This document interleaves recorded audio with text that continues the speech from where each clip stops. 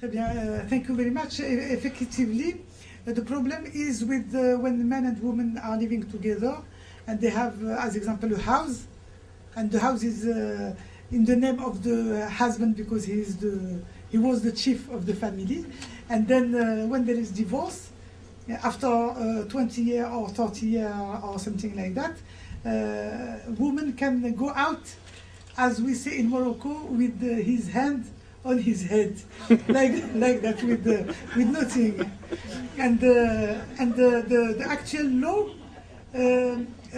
tried to find a solution, and this point was object of a very hard polemic, because men were very effrayés.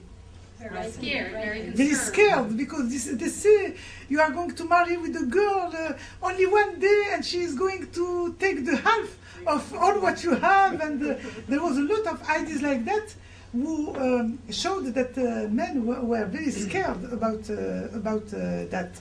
And in the beginning, there was the project to make that men and women who have lived together can share half all what they have.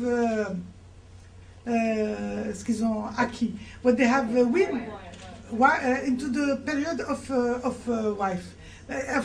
wedding, but it was not accepted by men, and there was a changement, and they have done that all what is of the woman stay of the woman, all what is of the man stay of the man, but they can have a contract to say what is the kind of relationship they want to have.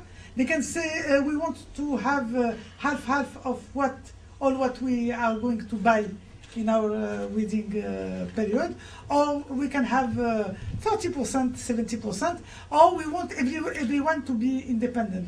They have a choice, the way of sharing their what they own, and they take in account that in some region like Sousse, like you said, that there is a tradition to give a compensation to the women that have been working a lot of years into the family, even if she don't win money, she do the education of children, and she do a lot of things, and so there was a tradition to recognize the right of women. And in the law, actually, they said that the judge can evaluate,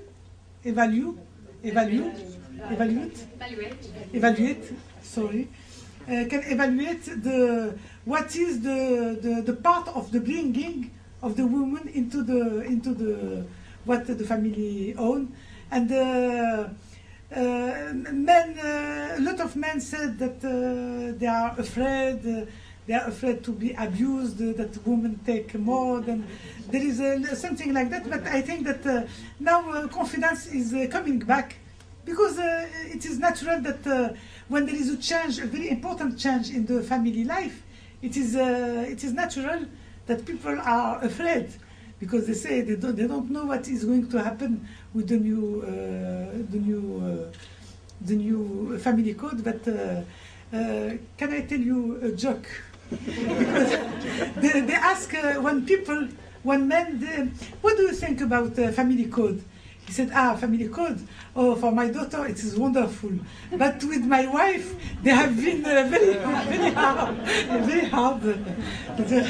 C'est bien pour sa fille, mais c'est difficile pour sa femme.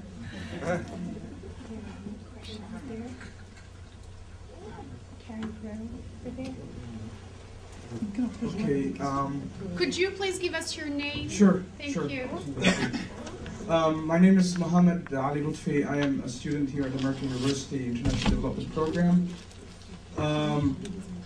If you'd allow me, I would ask my question in English and Arabic. My question is, I'm so impressed about the progress that has been happening in Morocco in terms of family law. And you mentioned briefly how Morocco is trying to ensure rights for disabled women. I would like to understand more, or have more idea about what's been happening with disabled women under the family law. especially that we know in the Arab world and many developing countries how women with disabilities are being segregated because of their disability and because of their gender. In Arabic, I would like to say, تحدثتي عن قانون العائلة في المغرب وذكرت بشكل مختصر واقع النساء المعوقات. ونعلم أن في المغرب العربي أو في العالم العربي والدول العالم الثالث واقع أن هناك واقع سيء للمرأة المعوقة بسبب الإعاقة بسبب الجنس. فأود لو تتحدثي بشكل أكثر تفصيلي عن هذا الموضوع. And I have a second question if you allow me. Okay, how would you convince official people, the government, about the economic rights of women, and how would this have an adding value to the economic growth of the country? سؤالي بالعربية: كيف بإمكاننا إقناع الحكومات في دول العالم الثالث بأن هناك إضافة ممكن أن تحدث عندما نتحدث عن حقوق المرأة، وأن هذا الموضوع سيحدث تقدم اقتصادي لدول العالم الثالث. شكرا. Thank you. Thank you very much. Thank you very much for your first question. I would like to tell you that I didn't speak a lot about my ministry, but I have in charge women and the children and the aged people and disabled people and poor and excluded people. So it is a lot of people, but one of my strategic acts of my ministry is the situation of disabled people in general. And we have launched a process of discussing a new draft of a bill, of law pour réglementer, to regulate the situation of disabled people from an approach of human rights, because we want to make a rupture with the approach of qualitative approach that considered that they are poor people, disabled, and they should have something like that. No, it's not our approach. It is an approach of human rights that considered that disabled people in Morocco are 5% of the population, and men and all women, they have rights. They have rights, and the state can't ignore the rights of these people.